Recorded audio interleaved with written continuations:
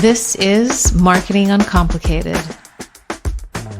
All right, everybody, welcome back to the show. I have Justin Gould, who is the founder and CEO of multiple businesses. I'll start that again. Hi, everybody, and welcome back. I have Justin Gould, the founder and CEO of multiple businesses, all within the beauty industry. With over 15 years of experience, Justin has successfully led businesses to reach their full potential, raising multiple salons to award-winning status, including being featured in Salons Today's top 200 salons 7 times. As a national business educator for Matrix, I love this, the giving back that we're going to talk about. Justin is passionate about helping salon owners, beauty professionals, and entrepreneurs break through growth, systemize success, and build winning teams. His leadership and coaching has been instrumental in transforming salons and businesses. Welcome, Justin. We're super excited to have you here. Thank you. I really appreciate you taking the time. I'm really excited to be here as well. Yeah, likewise. I'm excited to dig into this because, as we all know, salons are super important, whether you're a woman, a man, to everyone. And I think that, your salon is a hidden gem and there's a lot of exciting things that are happening. But I also love the structure of, what you have been doing outside of the salon. And that's what caught my interest in wanting to have this conversation with you, because it's beyond your brick and mortar. So let's just take a little bit of a step back, because I love your family story. And I want to have the audience hear a little bit about, how you guys started, where you are today, and kind of how you branched into the multiple different businesses that you have. Okay. Thank you. So let's take it back a little bit. So my whole family, we're immigrants. We're from England. I'm the only one in my family with American accent. Yeah. My mom and dad still have very heavy English accents, and they started doing hair when they're like 15. They came over to the States. I lived in New York for a while, came down to Miami, and they started the Changing Room. This is my hair salon in Aventura, Florida, 44 years ago now. Wow.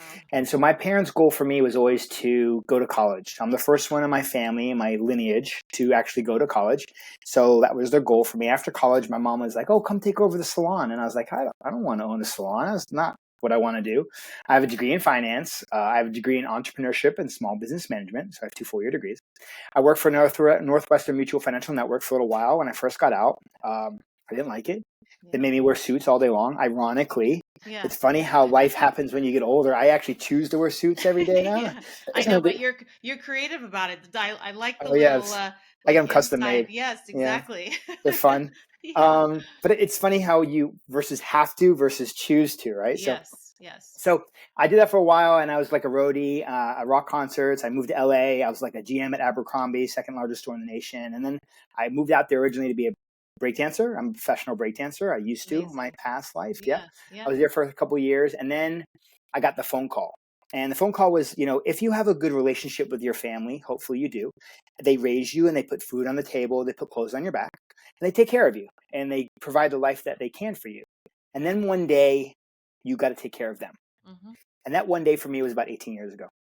So I came home from LA to help out the family business temporarily, to figure out what I want to be when I grow up, because I still was trying to find my way. Well, temporarily turned into 18 years. And I saw an opportunity to come with a different perspective to the beauty industry, because I wasn't a service provider. I wasn't behind the chair like mom and dad. I came from a different perspective of a corporate world. So we're still a family-run business, but I implemented systems, procedures, scaled it. We implemented core values, mission statement. So I created more structure, corporate, underlining the family feel environment. And that has really helped elevate us and take us to the next level for sure. So that's kind of the overview. I'll show you a little picture. This is my family. Oh, I love that. So it's mom and dad and sister. Yeah. This is a big part of what we'll talk about, I guess, today, because of why I give back and who I am. Yes. That was my sister. Her name is Kelly Star Gold, and she was my big sister. Oh. So she was older by 3 years. Yeah. She passed away a couple years ago, but nothing to be sad about. She had an amazing life, great run, no regrets. She was just a beautiful soul. My whole world was giving back.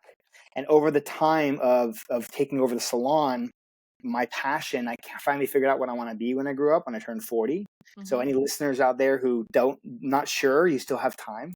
And so I realized my coaching consulting company, so I love helping other businesses grow and take them to the next level, is really my passion. Yes. I have a couple other businesses. I have a couple e-commerce sites that I've opened as well. That's all for the beauty industry. But my main passion is the coaching and helping stylists and salon owners grow to the next level. Yeah, I love that because I mean it's kind of giving back to help them like succeed and have a jump and push forward. One thing I do want to take a step back in terms of the comment that you made, that you came back and you organized the business in the back end of the structure of the mission and the vision. And I think it's so important to talk about that because a lot of companies, they don't do this. They don't put that stake in the ground when they first start. They don't build out kind of like what I call like their brand, like their brand stake, right? So it's your Mhm. mission, your vision, how you the 3 10 30, sort of like how you describe yourself in like 3 seconds, 10 seconds, and 30 seconds. What's your internal structure in terms of like your North Star for your employees and so on and so forth. And being an avid goer into your salon, I see how everybody sort of operates and how people come in and come out and how it's very well received. It's family oriented, yet there is a system and a process in place. So I want to hear a little bit more about how you built that, because a lot of the clients and small business owners that I speak to and I work with, a lot of that is missing, and that foundation is missing, and that hurts you from really growing. And you shouldn't be pushing forward unless you have that, because then you're spending money and shooting blanks in the dark. Well said. So let's talk about culture. Um, this last year, we won top 200 again, as you mentioned. We won 7 times, and we won for culture again. Yeah. And I was asked to do a keynote speaking at one of our hair shows, and I spoke on culture. And culture, I like to make the analogy. This is not just for hair salons. This is for all small businesses and large businesses. Is that we have to intentionally create our culture, especially if you're the captain of the ship. Because if you don't, there is a culture, but it's not necessarily gonna, magically become a positive, welcoming culture. Yeah. And culture, I like to make the analogy is like the oil in the machine, right? If you and I got into the car and we're driving down the road, we may not be able to see physically the oil in the machine, but we can feel if it's there or not. Yep. If Yep. it starts bumping and it's raw, you're like, what's going on? I don't know. The tires look good. Everything, the company looks good. We've made it pretty colors. Something's missing. Something doesn't feel right. Otherwise, if you have an intentional culture of like the oil in the machine, it runs smoothly, and it's not something that you can necessarily see, but you can feel. Yep. One of the most positive things that you mentioned is that when you come into my establishment or my team, my business, everyone's welcoming. People are friendly. Like you can feel the energy of a place. And that is defined by an intentional culture that was created through our Mhm. core values, our mission, and our vision, our North Star. What are we trying to collectively achieve, right? And so to share, my core values are professionalism, respect, extraordinary client experience, consistency, and teamwork. And I live and die by those. And core values are so important to me that they come first over money. Mhm. When you focus on, you can hire and you can fire based on your core values, money becomes a secondary result, Yep. which naturally comes to fruition because everyone's rowing the boat in the same direction. Our mission is to beautify the world one person at a time. We try to really make it special for each individual client who comes in there. And then our vision is to create an extraordinary client experience, every client, every day. Mhm. Now, full transparency, do we hit it on the head and hit 100 every single time? No, of course not. Do we make mistakes? Of course we do. But when that's our guiding light and that's our core of what we try to embody as a team, it really sets us apart from our competitors. And this is great for any business. Yep. Defining the culture of who are you, what do you stand for? You also attract like-minded individuals who want to be a part of that team. Yes. It makes it a lot easier to move the needle when everyone's heading in the same direction because we have the same perspective. Now, Yes. everyone's could be different. We don't all necessarily have personal different values. But one question that I ask every single person I interview is, what are some values that are important to you? And I want to see if it aligns with the culture of the company. Yes. No, that's fantastic. I love that. And obviously the proof is in the pudding. So like, you've seen the numbers and you've seen the growth taking place. So I mean, kudos to you in that sense, right? Thank you. So let's take let's not take a step back, but kind of move forward, right? So Okay. you came back, you're helping the business grow. You're helping your family kind of reorganize, restructure, or like sometimes how I like to say, it's like you're, moving some furniture around from the business standpoint, or you're Mhm. doing some construction here and there. Where did you decide to, and I don't know if the coaching portion came first or if the sort of extensions of creating new products and services for the business happened, and where did you find yourself teetering on that, where, ooh, I could do this to kind of give back and at the same time create another avenue of revenue for the company? So the journey was back just focused solely on my own plot of land, right? Yeah. I wasn't, people say, oh, who's your competitors? And the truth was, I don't really know, and I don't really care because I'm Yeah. too worried about building my own home and making the salon the best that it can be. Yep. And over time, I was developing and we started becoming better and better, and the system started flowing and stuff. And then I had a representative from one of our brands say, hey, Justin, your salon's so great. Would you ever be open to teaching a class to some other salons? And I'm an open book. And I said, sure, I'd love to. I'd love Yeah. to share my And just perspective. for the listeners, this is the business side of like teaching salon owners the business side of salons. Yep. Correct. Yep. And so it started with the salons. I've actually coached other businesses now because at the end of the day, It's the same template, success right? has a formula, right? You Yep. can have overhead, so I've done other businesses, but I started off in the salon world, and so I did a class and was received extremely well. And I was like, I felt that's where I was supposed to be. I felt alive. So I started leaning into that and doing more of the coaching. Now, because of the coaching, I saw an opportunity for one of the e-commerces. I needed some products for my salon, and there was internationally manufactured, and so like, well, we became a distributor for the United States, and like, well, that was really good. So we started developing one of my e-commerce platforms, and that took off. Mm-hmm. And then while I was building a relationship with Carrot and Complex to buy these racks, one of the personnel that worked there said, like, I have this great idea. You're such a good business person, and I need some help. So we collaborated, and then we brought it to market. Yeah. And then the last e-commerce site, as I'm just kind of going along, we did a 40-year anniversary, and I had these two of my business partners now came in and say, hey, I heard you're the guy. And I was like, Yeah. uh-oh, depends who's asking. And he's That's like, I heard great. you can help us. And I was Yeah. like, I'm interested. I'll listen to anybody. And their idea with the towel that we have is phenomenal. They sat on it for 2 years. They Yeah. didn't know how to bring it to market. And within 6 months, we already had made an agreement. I had a prototype getting made in India. So some of these things, I guess, success builds and breeds success. And when you start establishing yourself of developing brands that are successful, people start coming to you with ideas and you start collaborating. So that's kind of how that evolved. Yeah. Yeah. I remember when you and I first talked, because I think it's important to know that, and to like to help listeners understand this, is that the trajectory of success doesn't always have like success, notches along the way. Like you're going to No. hit road bumps, you're going to learn from them, you're going to grow from them, and you got to keep moving forward. And if that direction doesn't work, you kind of pivot and you move in another direction. So let's talk a little bit about that, because I think it's great from the standpoint of like growth and like and build up of like not only just character for yourself as a business owner, but it's character for the business. And it's the trials that you go through to really get to knowing what is that like crux of like that's going to make us and not break us, essentially. Yes. Failure is part of the journey. Yeah. And it's part of the dance. I heard a great quote the other day, something along the lines of, when I realized that a couple steps back and a couple steps forward is all part of the dance, you take it more in stride. I've made some mistakes. My dad made many mistakes. Before the changing room, he had another salon with a different partner, a different salon name, and they lost their shirt like 3 times. Yeah. And luckily, I grew up at the dinner table because mom and dad were technicians, so they were behind the chair. Yep. So they were working in the business. And at dinner table, every night at 7:00, we had dinner at a family. They worked on the business. Yeah. And I was present in those conversations. So I was able to learn from their failures and mistakes.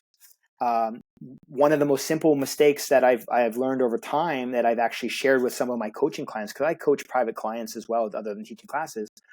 If you're going to open a business, they say location is important, but parking, it's something that the people don't even think about when they open a hair salon or any other Yeah. business. Is Yeah. there enough parking to satisfy your client turnover coming in and out?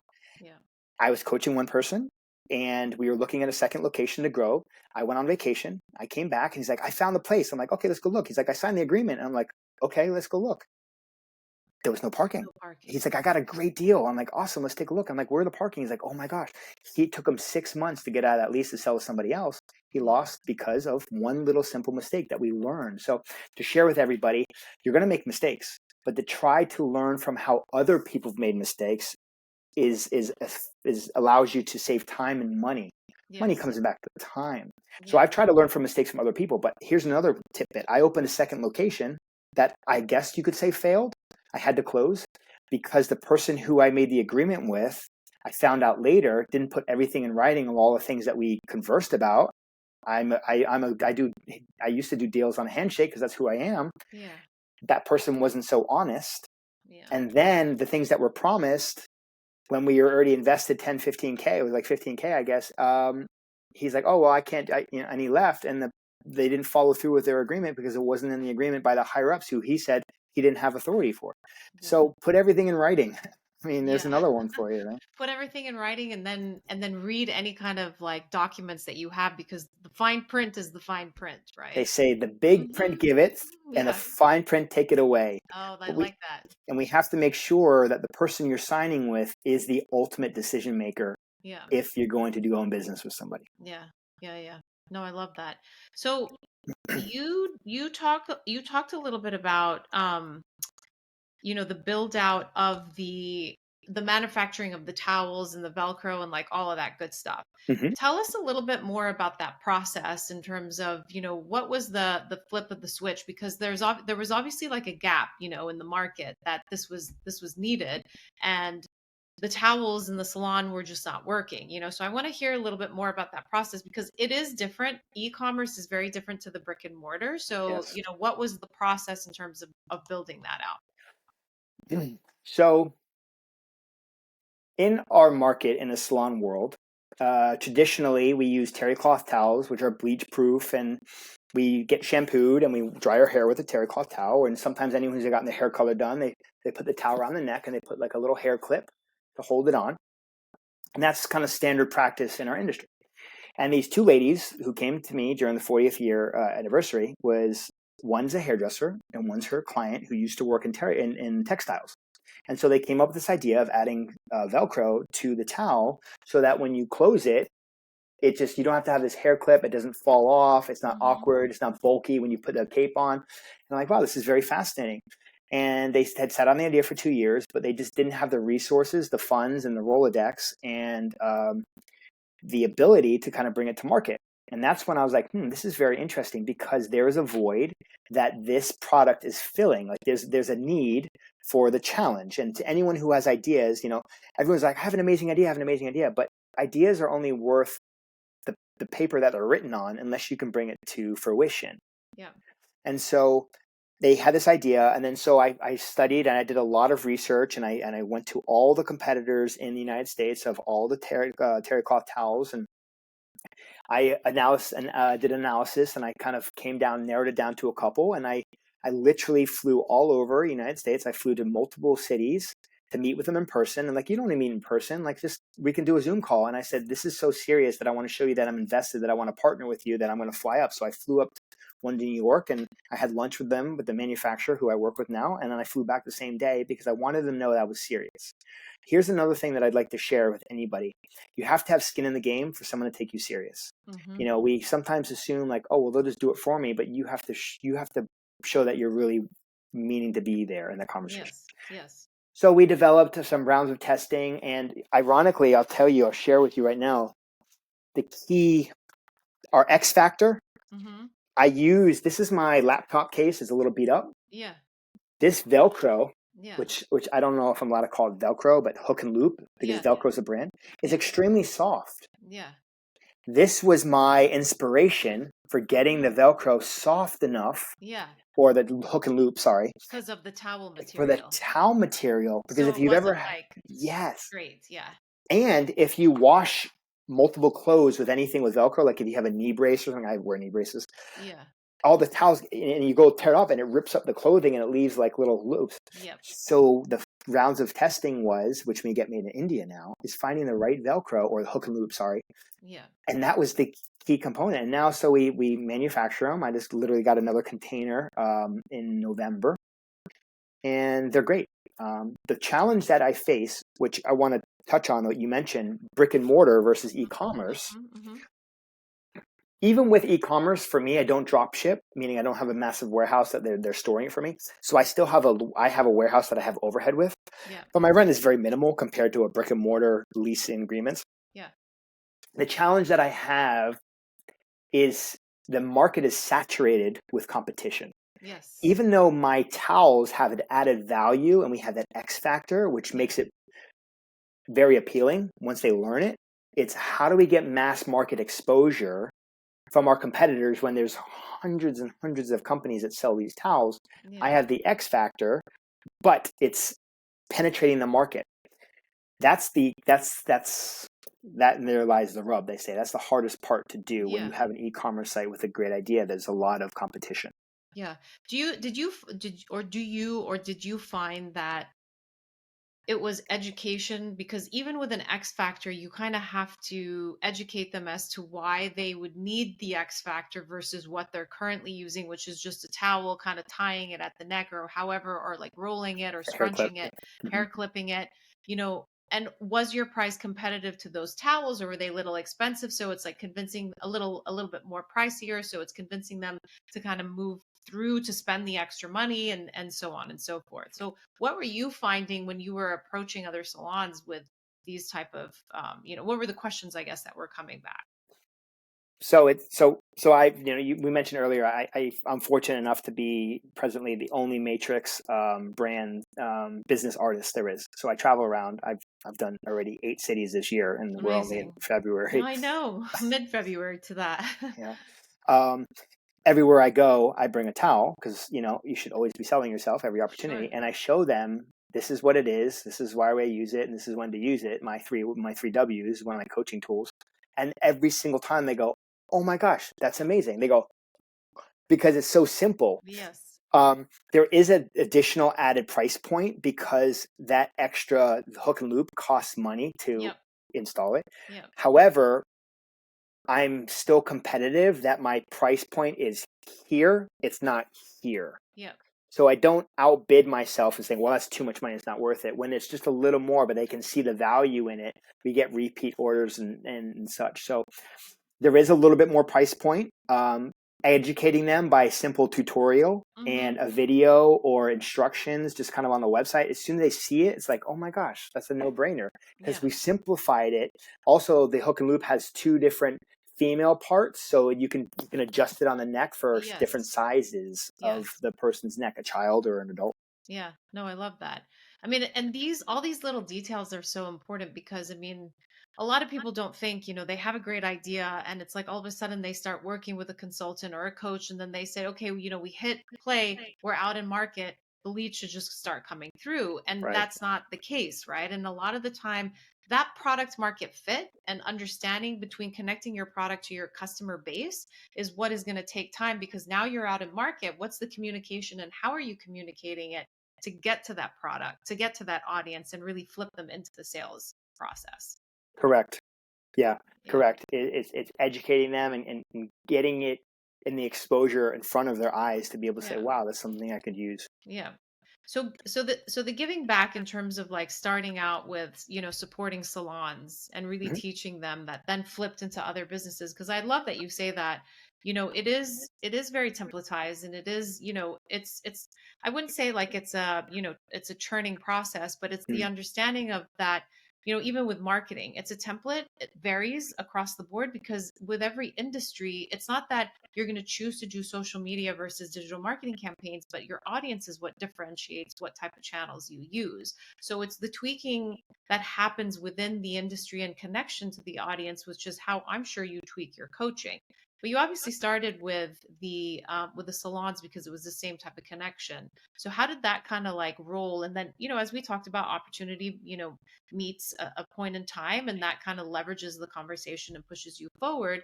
But I love this aspect of really giving back this is what I learned, and this is how I made my business successful, and this is how I helped us grow, and this isn't something that you started from ground up. Correct. This was a family business, so I think that it's really important to kind of learn like how you did that, and then how you decided, I want everybody else to succeed, and not to continue like talking, and asking you the question, but it's going back to even saying how, this wasn't something that you wanted to do, right? At Correct. all. Yeah.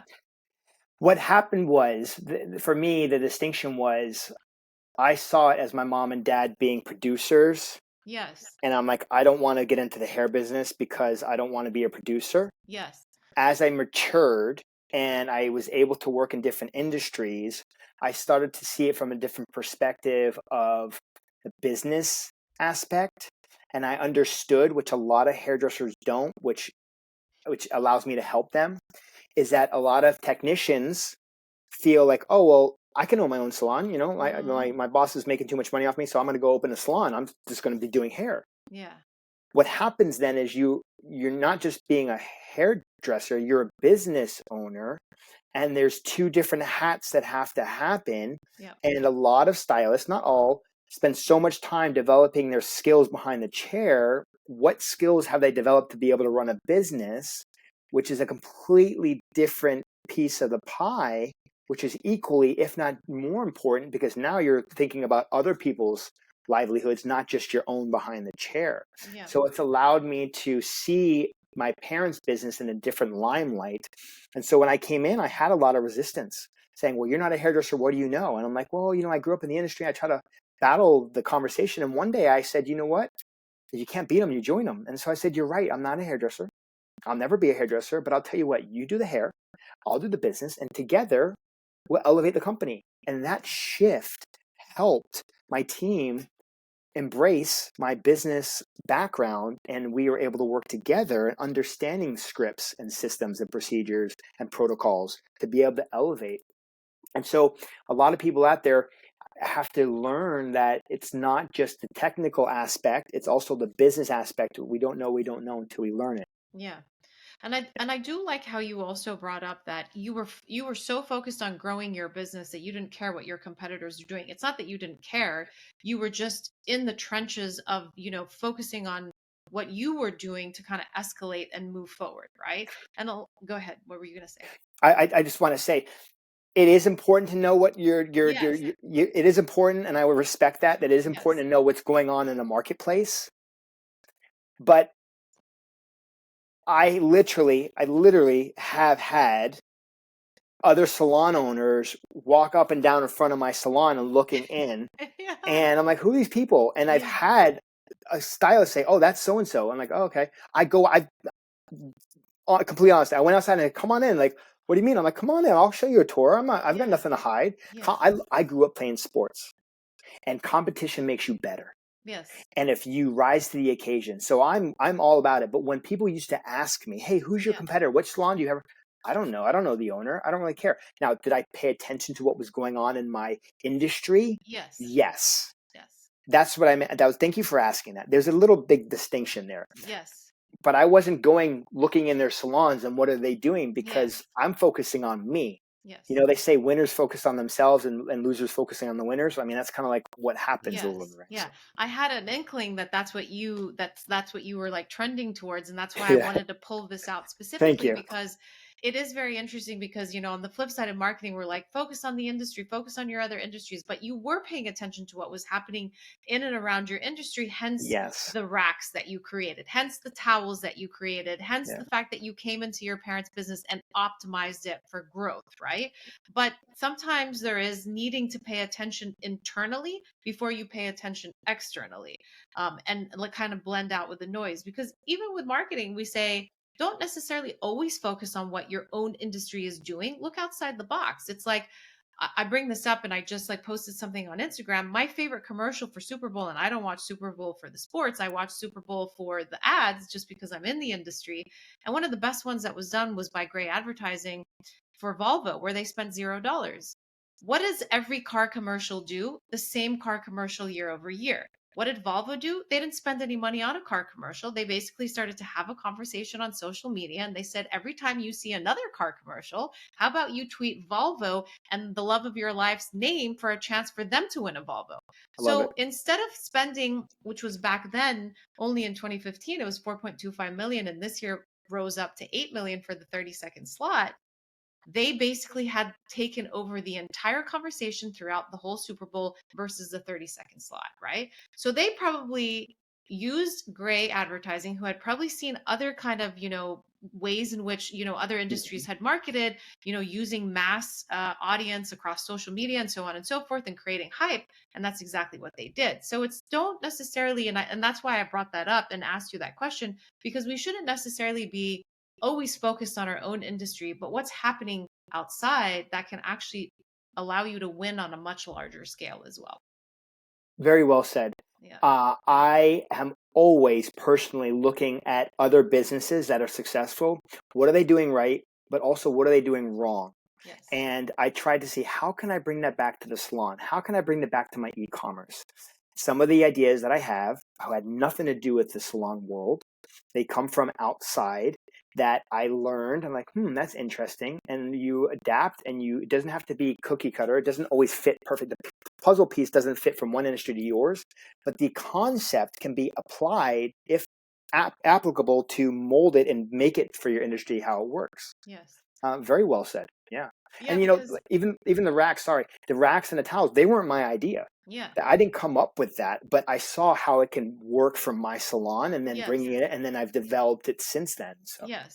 I mean, because it even goes back to like what you're doing from giving back to other salons, right? I mean, it's like you're training other people the magic that you used for your business, right? I mean, that's you going beyond and further saying, because I succeeded, I want everybody else to know how to do it for themselves. And you're focusing on the industry that's your industry, right? To start with. And a lot of people would say, oh, I don't want to do that because then I'm giving away my secret sauce. It's like, but why not? Everybody else can have the wealth that I'm having. And it's not like, you're needing to take over every corner of the US as it relates to the salons, right? You have other plans and you have other ways in which you want to grow you as your own brand, as well as the business's brand. The collaboration of ideas manifest new ideas that wouldn't have evolved if you did it all by yourself. Oh, yeah. And the best way to learn is to teach. Yeah. And I've been able to develop my skills and actually ponder my own systems and how we're operating on a day-to-day simply because I've tried to help others. And I'm like, well, wait a minute, maybe I could do this a little better. And you only are able to recognize it when you project it and you say it out. I go to all different hair schools, Paul Mitchell, Aveda, Sheridan Tech. I mean, I did go to Beauty Schools of America before they closed down, like all the different schools. And I give back for free to help educate the stylists coming out, to teach them what they don't know. And giving back allows for you to work with others versus sharing all the ideas for yourself. Yes. Yeah. Exactly what you said. Yeah. And you know what? It's like in a networking group that I'm part of, we talk about givers gain, right? The more you give, the more it's like a boomerang effect. It will just come back to you tenfold. 100%. Yeah. Justin, this has been an amazing conversation, but I'm not going to let you go without asking you for 3 key pieces of advice that you would give an entrepreneur, whether in your business or not in your, in your industry or not in your industry, in terms of what they should be looking for, setting themselves up for success. But like the 3 things that probably either kept you going or you kind of backtracked and looked and you said, oh, I wish I knew that.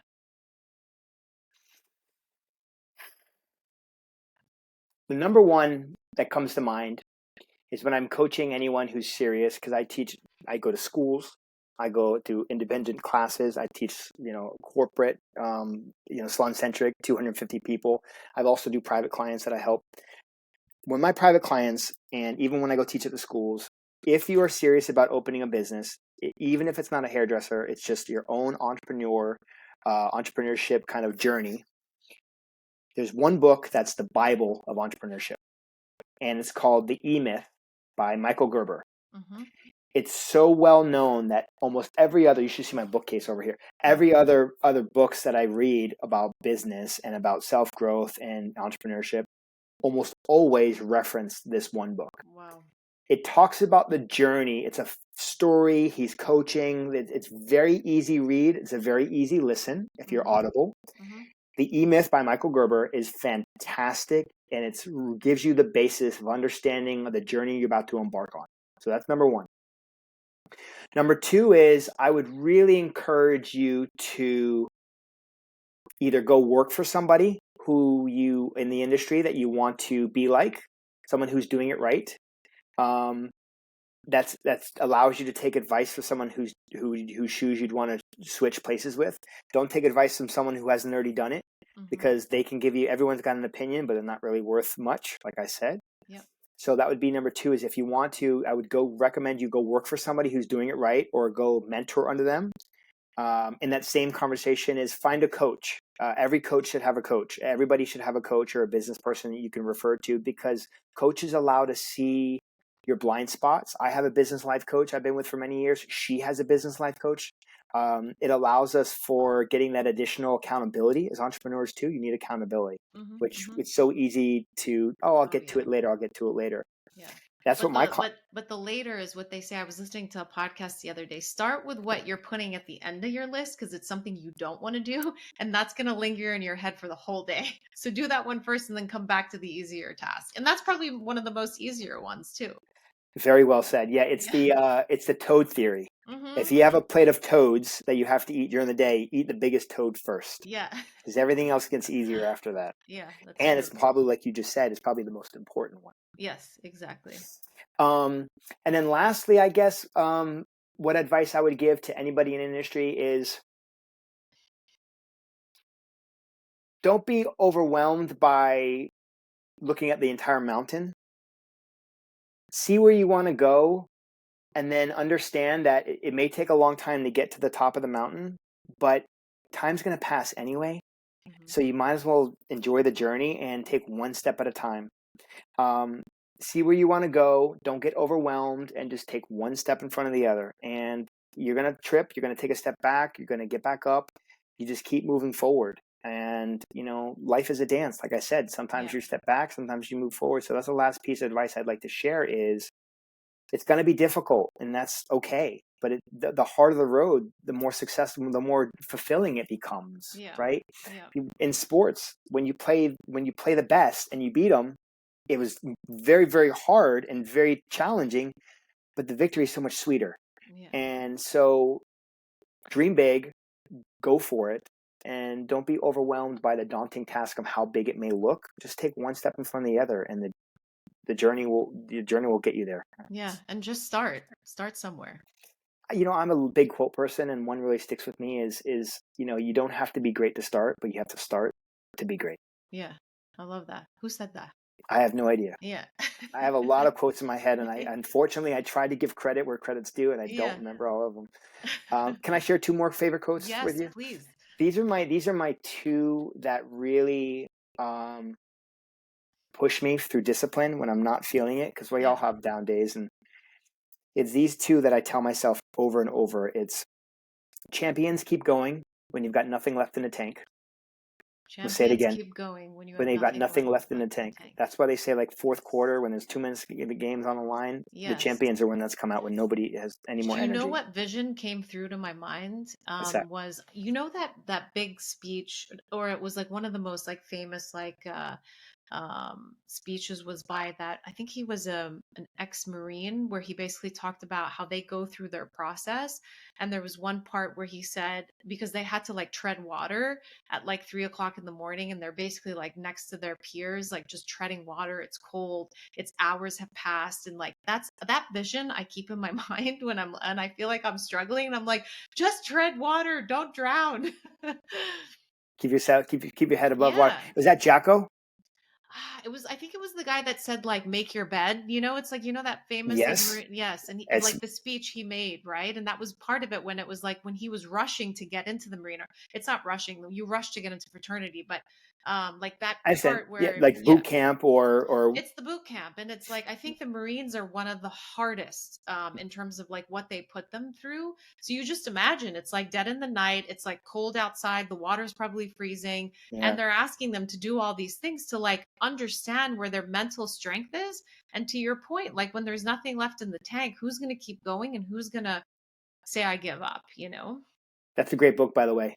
Yeah. Make Your Bed in the Morning. It's a very small read. It's a Yes. very Yes. thin book. It's a really Yes. good one because Yes. you're starting your day off with in a positive way. You've already accomplished a goal. Yeah. And the other quote is very similar.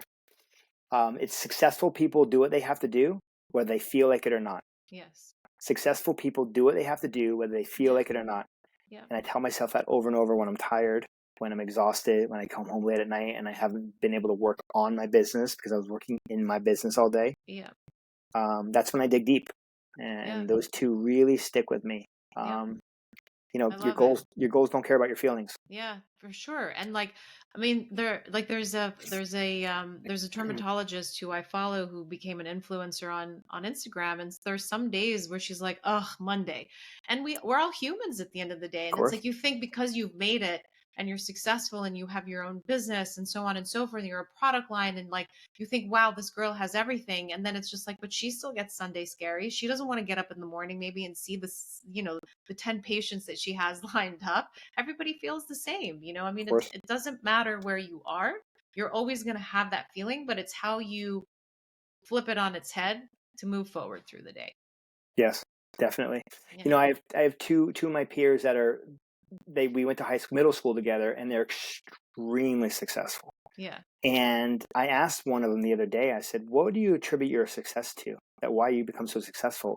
And he paused, and his answer was extreme optimism, no matter what the challenge that I face. I know that I'm going to get through it, and on the other side, it's going to be okay. And that's not what I thought he was going to say. Yeah. So another thing to everyone here is when you're going through problems and challenges, just stay positive the best that you can, and you'll get through it, and it'll be okay. Yeah. This has been fantastic. I think we could just have another podcast on the business books and quotes. Of course. Yeah, Yeah, of that course. would be fun. All Thank right, you. Justin, this has been great. I really appreciate the time and your wisdom. Thank you. I appreciate you, and I appreciate the opportunity. And We're if I looking could help forward. anyone, let me know. Yes, and we're looking forward to seeing what you're going to be doing next. So, by the way, everybody, will tag all things that Justin is doing in the description below, all the links and how you can get in contact if there's a need, and so on and so forth. So, thank you, Thank you. everybody. Thank you, Thank you. Justin.